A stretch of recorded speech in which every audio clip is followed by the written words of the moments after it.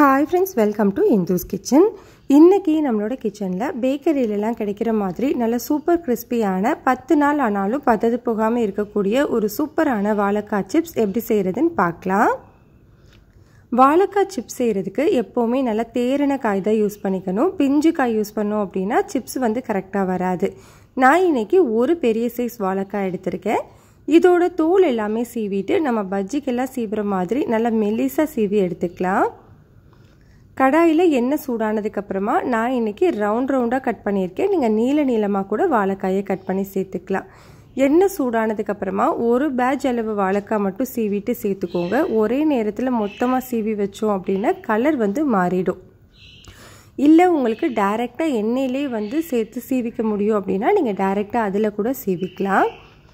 வாழைக்காய் 2-3 நிமிஷம் வெந்ததுக்கு அப்புறமா 1/4 டீஸ்பூன் அளவு மஞ்சள் தூள், 1/4 டீஸ்பூன் உப்பு, 1/4 கப் தண்ணி இது எல்லாத்தையும் மிக்ஸ் பண்ணிட்டு அந்த தண்ணியிலேருந்து ஒரு 2 டீஸ்பூன் அளவு சேர்த்து இதிலேயே நல்லா மிக்ஸ் பண்ணி விடுங்க. இப்படி பண்ணும்போது உப்பு மஞ்சள் தூள் அந்த வாழைக்காயில் நல்லா சாரி வரும். வாழைக்காய் வந்து ஒரு 3 நிமிஷம் வெந்ததுக்கு அப்புறமா அது மொத்தமாக எடுத்துட்டு ஒரு 30 செகண்ட் அப்படியே வெளியில் வச்சுருங்க. அதுக்கப்புறமா திரும்பவும் உள்ளே சேர்த்துக்கோங்க.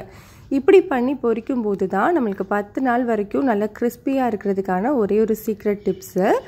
இதை நீங்கள் ஃபாலோ பண்ணீங்க அப்படின்னாலே கரெக்டாக வந்துடும்.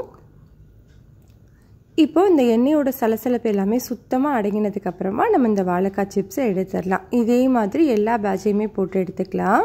அந்த வாழைக்காயை நம்ம பொரிக்கும் போது ஒரு 30 செகண்ட் வெளியில் எடுத்துட்டு திரும்பவும் பொரிக்கிறோம் இல்லையா, அது ஒன்று தான் சீக்ரெட்டான மெத்தட்.